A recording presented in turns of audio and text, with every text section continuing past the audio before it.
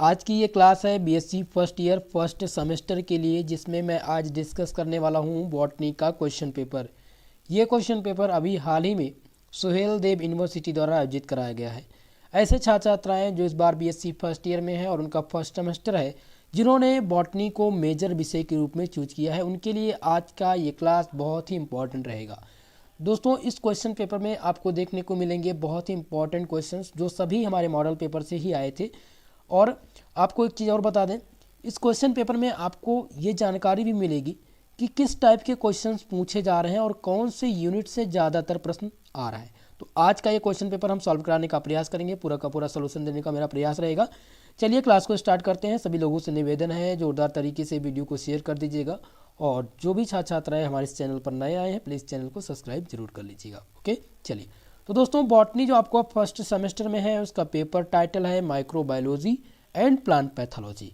इसमें आपको जो लिखने का समय मिलता है पेपर को हल करने का, वो 3 घंटे का समय मिलता है। और अगर मैक्सिमम मार्क की बात किया जाए तो मैक्सिमम मार्क्स जो रहते हैं वो 75 नंबर रहते हैं। कुछ स्टूडेंट थोड़ा सा कंफ्यूज हैं मैक्सिमम मार्क को लेकर के, तो उनको बता दें जो टोटल पूर्णांक है बॉटनी का वो आपका 100 नंबर का है, यानी 100 मार्क्स का होगा, 100 नंबर का।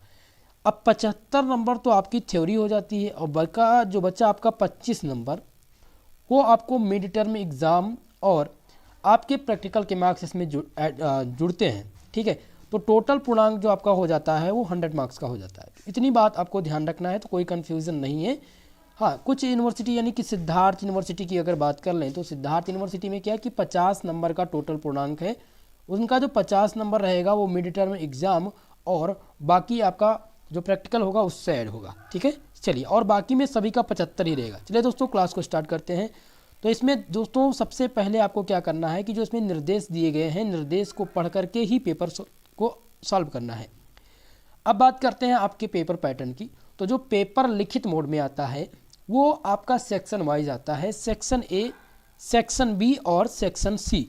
तो सेक्शन ए में जो प्रश्न होते हैं दोस्तों वो आपके क्या होते हैं, वेरी शॉर्ट टाइप के क्वेश्चंस होते हैं। यहाँ पर आप सेक्शन ए की बात करें तो वेरी शॉर्ट टाइप क्वेश्चंस हैं, जिसे हिंदी में कहा जाता है अति लघुत्तरीय प्रश्न। ओके, अति लघुत्तरीय प्रश्न में जो आपकी शब्द सीमा रहती है, यानी आंसर राइटिंग जो करनी है वो 50 शब्द में आपको इसका आंसर लिखना रहता है। और 10 क्वेश्चंस पूछे जाते हैं आपके सेक्शन ए में, जो प्रत्येक 2 नंबर का होता है। प्रत्येक क्वेश्चन कितने नंबर का होता है, 2 मार्क का होता है। चलिए, पहला प्रश्न आप देखिए। पहला प्रश्न इसमें से क्या पूछा गया है, पहला प्रश्न आपसे पूछा गया है give introduction of professor K C Mehta. Professor K C Mehta का परिचय दीजिए। अब दोस्तों बात करते हैं कि प्रोफेसर केसी मेहता कौन थे। दोस्तों, आप बात करें प्रोफेसर केसी मेहता की तो ये भारत के एक प्रसिद्ध वैज्ञानिक हैं जो पौधों की प्रजातियों में रोगजनक रोग के महान योगदान के लिए जाने जाते हैं। इन्होंने प्लांट पैथोलॉजी के क्षेत्र में बहुत ही काम किया है। और अब बात करें प्लांट पैथोलॉजी क्या है, ये आपका प्लांट पैथोलॉजी क्या है। तो प्लांट पैथोलॉजी विज्ञान की वह शाखा है जो पौधों में रोगजनकों के कारण होने वाली बीमारी से संबंधित है। ओके, इतना ही आपको लिखना था। तो हो सकता है ये क्वेश्चन रिपीट हो, क्योंकि एक बार ये सिद्धार्थ यूनिवर्सिटी में पूछा जा चुका है अगले सत्र यानी 2021 और 22 के सत्र में। इस बार जो सत्र चल रहा है वो चल रहा है 2022 और 23 का। ठीक है, तो 2022-23 के अंतर्गत आपको बता दें प्रोफेसर केसी मेहता रिपीट हो सकता है। तो प्रोफेसर केसी मेहता के बारे में आपको इन बातों को ध्यान रखना है कि ये भारत के एक प्रसिद्ध वैज्ञानिक थे जो पौधों के प्रजाति में रोगजनक या रोग के महान योगदान के लिए जाने जाते हैं। और इन्होंने प्लांट पैथोलॉजी के क्षेत्र में विभिन्न प्रकार के कार्य किए हैं। प्लांट पैथोलॉजी क्या है, प्लांट पैथोलॉजी वह है विज्ञान की वह शाखा है जो पौधों में रोगजनक के कारण होने वाली बीमारी से संबंधित है। ओके, चलिए नेक्स्ट क्वेश्चन पर बात करते हैं। दूसरा क्वेश्चन जो पूछा गया है वो आपके यूनिट नंबर 1 से पूछा गया है, जिसका नाम है माइक्रोस्कोपी। पूछा गया है comment on the different part of compound light microscope. Light microscope यानी संयुक्त लाइट माइक्रोस्कोपी के विभिन्न भागों पर टिप्पणी कीजिए। तो आपको बता दें लाइट माइक्रोस्कोपी बहुत ही महत्वपूर्ण है, लाइट माइक्रोस्कोपी इंपॉर्टेंट है, तो ये आप तैयार जरूर कर लीजिएगा। ओके, चलिए तो लाइट माइक्रोस्कोपी क्या होती है, सबसे पहले इसके विषय में हम बात करते हैं। तो माइक्रोस्कोपी क्या है, पहले सूक्ष्मदर्शी के बारे में हम जानकारी करेंगे, क्योंकि हो सकता है पूछ लिया जाए what is a microscope and microscopy. तो माइक्रोस्कोप एक प्रकार का ऐसा उस उपकरण है दोस्तों, जिसमें हम लेंस या लेंस का संयोजन करते हैं, जिसके उपयोग से हम उन वस्तुओं को बड़ा करने के लिए करते हैं जिन्हें हम अपनी नंगी आंखों से नहीं देख सकते हैं। ठीक है, और आप अदर वर्ड में कह सकते हैं कि माइक्रोस्कोपी वह विज्ञान है जो माइक्रोस्कोप के सभी पहलुओं से संबंधित होता है। तो सूक्ष्मदर्शी से हम क्या करते हैं, जिन्हें अपनी नग्न आंखों से, जिन वस्तुओं को अपनी हम नग्न आंखों से नहीं देख सकते हैं, उनको देखने के लिए हमें सूक्ष्मदर्शी का प्रयोग करना पड़ता है। अब सूक्ष्मदर्शी तो कई प्रकार के हैं, कंपाउंड माइक्रोस्कोपी है, लाइट माइक्रोस्कोपी है, इलेक्ट्रॉन माइक्रोस्कोपी है। तो अगर बात करें हम लाइट माइक्रोस्कोपी की, यहाँ पर लाइट माइक्रोस्कोपी पूछी गई है। ठीक है, तो लाइट माइक्रोस्कोपी क्या है दोस्तों? लाइट माइक्रोस्कोपी में होता क्या है, ये 3 प्रकार की होती हैं। इनको हम मेनली 2 टाइप्स होते हैं, लेकिन इनके 3 प्रकार को मैं बताने का प्रयास करूंगा। लाइट माइक्रोस्कोपी पहला आपका है TEM, ट्रांसमिशन इलेक्ट्रॉन माइक्रोस्कोपी। दूसरा आपका जो हो जाता है वो SCM, स्कैनिंग इलेक्ट्रॉन माइक्रोस्कोपी। और तीसरा जो आपका हो जाता है वो REM यानी रिफ्लेक्शन इलेक्ट्रॉन माइक्रोस्कोपी से कह सकते हैं। तो an electron optical column, A vacuum system. Electron सूक्ष्मदर्शी कह लीजिए। इलेक्ट्रॉन सूक्ष्मदर्शी के प्रमुख जो घटक हैं वो क्या क्या हैं? पहला है निर्वात तंत्र, दूसरा है इलेक्ट्रॉन गन, और तीसरे की बात करें तो इलेक्ट्रॉन पुंज, निर्देशक, नमूनों को रखने का साधन और डायप्टर। ये सभी क्या है, इनके प्रमुख घटक हैं। ठीक है, तो इस प्रकार से इसका आंसर आपको यही लिखना था, बहुत ही इंपॉर्टेंट था और ये रिपीट होगा आपके एग्जाम में। चलिए, बहुत ही आसान सा क्वेश्चन पूछा गया है, सेल से, कोशिका से पूछी गई थी। कोशिका के टाइप्स पूछे गए हैं। तो टाइप्स में क्या पूछा गया, what is the prokaryotic cell. Prokaryotic कोशिका क्या होती है, समझते हैं। प्रोकैरियोटिक कोशिका दोस्तों, प्रोकैरियोटिक कोशिका ऐसी कोशिका होती है जिसमें एक वनस्पति नाभिक और बंद अंग नहीं होते हैं। प्रोकैरियोटिक कोशिकाएं एकल कोशिका वाले सूक्ष्म जीव हैं जिन्हें पृथ्वी पर सबसे पहले जाना जाता है। प्रोकैरियोटिक कोशिका में एक ही झिल्ली केवल और केवल होती है। इतना ही आपको इसका आंसर लिखना था। ठीक है, तो ये हो गया प्रोकैरियोटिक सेल। तो आपको बता दें, सेल आप कंप्लीट तैयार कर लीजिएगा। सेल कोशिका क्या है और कोशिका के टाइप्स, जिसमें आप प्रोकैरियोटिक और यूकैरियोटिक कोशिका सबसे ज़्यादा इंपॉर्टेंट है। ओके, चलिए क्वेश्चन नंबर 4 की चर्चा करते हैं। क्वेश्चन नंबर 4 है, why virus may be considered as living. Virus को सजीव क्यों माना जा सकता है? अब समझते हैं। ये थोड़ा सा डिफिकल्ट क्वेश्चन था और आसान भी एक तरह से। अगर समझदारी है, अगर आपको पता होगा तो वायरस अगर आपने पढ़ा होगा तो बहुत अच्छे से इसका आंसर लिख सकते थे। ठीक है, और इम्पॉर्टेंट भी है। वायरस को सजीव क्यों माना जा सकता है? तो आपको बता दें, वायरस को जीवित रहने के लिए एक सजीव शरीर की ज़रूरत होती है। वायरस तब तक जिंदा रहेगा जब तक एक सजीव शरीर उसके पास है। अगर वायरस किसी सजीव शरीर में है तो वह भी सजीव होगा।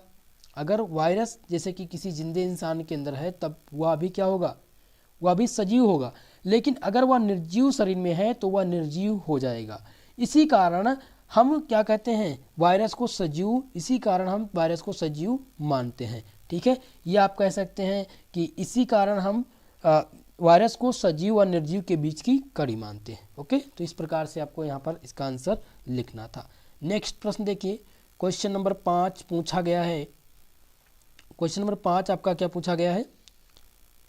5 नंबर क्वेश्चन है कि what is the isomorphic type of alternation of generation. Isomorphic पीढ़ी एकांतरण क्या है? आइसोमॉर्फिक पीढ़ी एकांतरण क्या है? दोस्तों, पीढ़ी एकांतरण प्रत्येक सजीव के जीवन चक्र में 2 प्रकार की पीढ़ियों के कारण होती है। अगर हम बात करें आइसोमॉर्फिक पीढ़ी, तो आइसोमॉर्फिक पीढ़ी एकांतरण प्रत्येक सजीव के जीवन चक्र में 2 प्रकार की पीढ़ियां होती हैं। पहला जो आपका होता है वो होता अगुणित। पहला जो होता है वो क्या होता है, अगुणित पीढ़ी एकांतरण, और दूसरा होता है द्विगुणित। क्या होता है, द्विगुणित। तो ये दोनों पीढ़ियां एकांतरण क्रम में पादप के जीवन में आती हैं और इसी प्रक्रिया को पीढ़ी एकांतरण कहते हैं। ठीक है, तो ये बहुत ही महत्वपूर्ण है आइसोमॉर्फिक पीढ़ी एकांतरण। ये रिपीटेड क्वेश्चन है, हो सकता है इस बार ये क्वेश्चन पूछा जरूर जाए आपके एग्जाम में, तो इसको तैयार आपको करना है। ओके, चलिए क्वेश्चन नंबर हम 6 की बात करते हैं। क्वेश्चन नंबर 6 है कि name the different types of sexual spora developed in algae. शैवाल में बनने वाले विभिन्न अलैंगिक स्पोर्स के प्रकार को बताइए। अब प्रकार की बात की गई है तो इसमें आपको पहला तो रेड शैवाल यानी कुछ लाल शैवाल और कुछ हरे शैवाल यानी कुछ ग्रीन एल्गी, ये दोनों क्या करते हैं कि इनके यानी इनमें शैवाल में बनने वाले विभिन्न अलैंगिक स्पोर्स के प्रकार तो ये दोनों उत्पन्न करते हैं। थोड़ा सा इसको समझते हैं कि शैवाल में किस प्रकार से बनता है। दोस्तों कई जगह पर बात करें शैवाल की तो कई जगह छोटे छोटे शैवाल साधारणतः कोशिका विभाजन या विखंडन द्वारा अलैंगिक रूप से प्रजनन का कार्य करते हैं। इतनी बात तो सभी को पता है।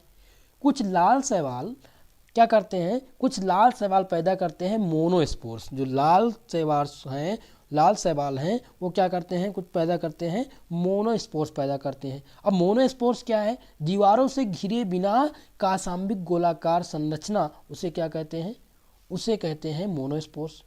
तो मोनोस्पोर्स कोशिका जो पानी की धाराओं द्वारा लाए जाते हैं, ये पानी की जो धाराएं होती हैं उनके द्वारा लाए जाते हैं और अंकुरण पर एक नया जीव पैदा कर देते हैं, उसी अंकुरण पर एक नया जीव पैदा कर देते हैं। कुछ हरे शैवाल गतिहीन बीजाणु उत्पन्न करते हैं। ठीक है, तो ये दोनों यानी कि ग्रीन और रेड जो एल्गी हैं ये दोनों क्या करते हैं, मोनोस्पोर्स यानी आप कह लीजिए स्पोर्स का डेवलप करने का कार्य करते हैं। यहाँ आपको प्रकार बताना था तो 2 टाइप्स आप बता सकते हैं। छठे नंबर का आंसर। ठीक है, ये इंपॉर्टेंट है। अब आपको क्या बता दें, इसमें आपको क्या तैयार करना है, जिनका एग्जाम नहीं हुआ है वो क्वेश्चन रिपीट क्या होगा, क्या ये क्वेश्चन सेम आएगा, तो ये क्वेश्चन सेम नहीं आएगा, ये रिपीट क्वेश्चन आएगा।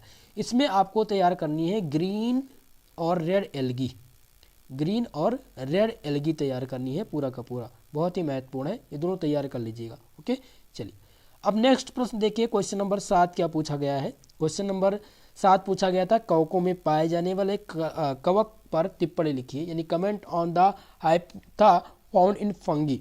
कवक में पाए जाने वाले कवक जाल पर टिप्पणी लिखनी थी।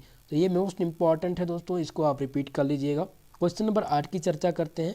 पूछा गया what are lichens, give some examples of lichens. Mushroom and lichens आपका जो यूनिट नंबर 4 है दोस्तों, वहाँ से पूछा गया। बहुत ही महत्वपूर्ण क्वेश्चन रहा है। लाइकेंस से क्वेश्चन हमेशा पूछे जाते हैं, इस बार भी प्रश्न आपके एग्जाम में बनने हैं। तो समझते हैं लाइकेंस क्या है और इसके कुछ एग्जाम्पल। लाइकेन निम्न श्रेणी का एक ऐसा छोटा वनस्पति का एक समूह है जो विभिन्न प्रकार के आधारों पर उगाए जाते हैं या उगाए नहीं जाते दोस्तों, ये उगे हुए पाए जाते हैं। ठीक है, इन आधारों में वृक्ष की पत्तियां, योमछाल, प्राचीन दीवारें, भूतल, चट्टान और शिलाएं प्रमुख होती हैं। ये इनके प्रमुख एग्जाम्पल आप दे सकते हैं। ठीक है, तो आप लाइकेंस को एक बार मैं रिपीट करना चाहूँगा।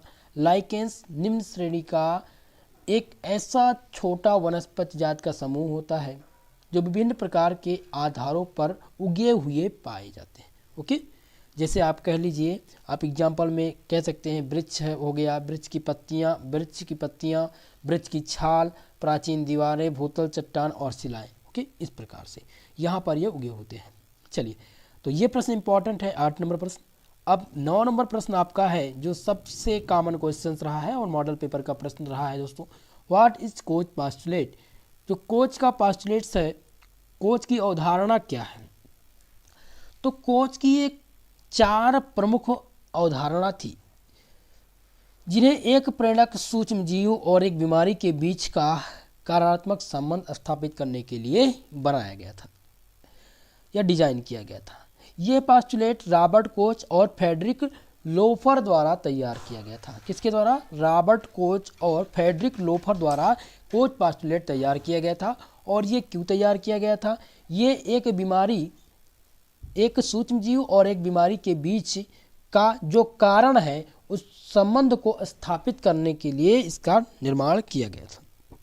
ठीक है, तो 10 नंबर प्रश्न वेरी वेरी मोस्ट इंपॉर्टेंट, 100% ये आपके एग्जाम में रिपीट होंगे चाहे जिस यूनिवर्सिटी से आप हो। ओके, चलिए 10 नंबर प्रश्न है कि रेस्ट्रिक्शन एंडोन्यूक्लियस क्या है।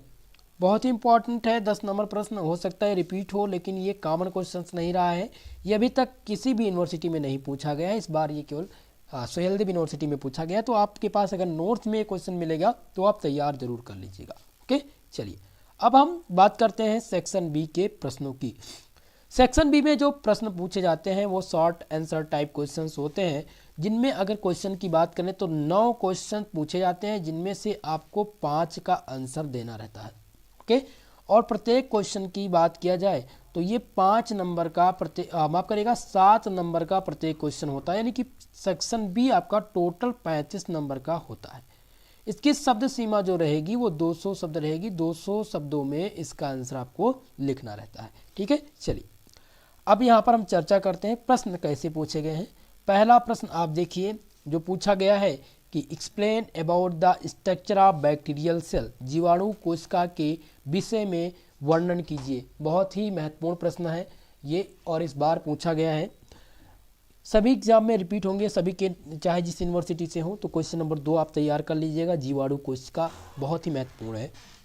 क्वेश्चन नंबर 3 की चर्चा करते हैं जो पूछा गया है comment on the ascocarp found in fungi, कवक में पाए जाने वाले एस्कोकार्प पर टिप्पणी लिखिए। हो सकता है ये क्वेश्चन पूछा जाए, तो ये क्वेश्चन आपको महत्वपूर्ण है। टिप्पणी राइट ए शॉर्ट नोट लिखने के लिए आ सकता है। तो कवक में पाए जाने वाले एस्कोकार्प पर टिप्पणी लिखने के लिए पूछा जा सकता है। हो सकता है केवल और केवल पूछ लिया जाए एस्कोकार्प, जो पूछा जाएगा वेरी शॉर्ट टाइप में सेक्शन ए में पूछा जाएगा। तो ये महत्वपूर्ण है एस्कोकार्प। ओके, चलिए नेक्स्ट प्रश्न की बात करते हैं। क्वेश्चन नंबर 4 क्या पूछा गया था? क्वेश्चन नंबर 4 आपका पूछा गया explain about the different types of the thallus found in algae with example, शैवाल में पाए जाने वाले विभिन्न थैलसों का उदाहरण सहित वर्णन कीजिए। ओके, तो ये प्रश्न भी इंपॉर्टेंट है। अभी तक दोस्तों आपको क्या देखने को मिला? आपको देखने को मिला कि अभी तक के जितने भी प्रश्न पूछे जा रहे हैं वो आपके इम्पॉर्टेंट, यानी टू स्टडी ऑफ एल्गी और virus, to study of virus और टू स्टडी ऑफ एल्गी, जिन दोनों चैप्टर से पूछे जा रहे हैं। तो आपको ये दोनों चैप्टर महत्वपूर्ण है। आपका मशरूम एंड लाइकेंस, ठीक है, मशरूम एंड लाइकेंस सबसे इंपॉर्टेंट है। उसके बाद में स्टडी ऑफ वायरस जो सबसे महत्वपूर्ण है, ये बहुत ज़्यादा महत्वपूर्ण है। दोनों का दोनों आपको तैयार करना है। ओके, शैवाल में पाए जाने विभिन्न थैलस का वर्णन कीजिए, ये भी वहीं से पूछा गया है और रिपीटेड प्रश्न है, ये आपसे रिपीट हो सकते हैं आप सभी की यूनिवर्सिटी में। ओके, चलिए 5वां प्रश्न देखिए, मशरूम एंड लाइकेंस से ही पूछ लिया गया है। पूछा गया है what are lichens, give the some economic importance of lichens. Model paper में आप देखेंगे ये क्वेश्चन आपको मिलेगा, लाइकेन क्या है और लाइकेन के कुछ आर्थिक महत्व बताइए। इकोनॉमिक इंपॉर्टेंस 100% पूछा जाएगा और इस बार ये प्रश्न सभी यूनिवर्सिटी में रिपीट होगा। ठीक है, तो इसलिए लाइकेन क्या है और लाइकेंस के इकोनॉमिक इंपॉर्टेंस को जरूर तैयार कर लीजिएगा, बहुत ही महत्वपूर्ण प्रश्न है। ओके, चलिए अब बात करते हैं 6वें नंबर प्रश्न की। 6वां नंबर प्रश्न भी फंगी से ही पूछा गया है कि explain about different types of reproduction found in fungi, कवक में होने वाले विभिन्न प्रकार के प्रजनन का वर्णन कीजिए। बहुत ही मोस्ट इंपॉर्टेंट है क्वेश्चन नंबर 6। ये क्वेश्चंस आपके एग्जाम में रिपीट जरूर होंगे, इसीलिए इस प्रश्न को आप तैयार कर लीजिएगा। बाकी शॉर्ट जो आपका कंप्लीट सोल्यूशन है मॉडल सॉल्व पेपर में मिलेगा। सॉल्यूशन मैं कल कराऊंगा, जो कल मॉडल पेपर दूंगा नया और उसको सॉल्व भी करा दूंगा। ठीक है, चाहे 2 घंटे की क्लास हो चाहे 1.5 घंटे की क्लास हो, लेकिन कल सॉल्व कराने का प्रयास मेरा रहेगा। क्वेश्चन नंबर 7 है comment on the different structure found in the virus. देखिए ये भी क्वेश्चन वायरस से ही पूछा गया है।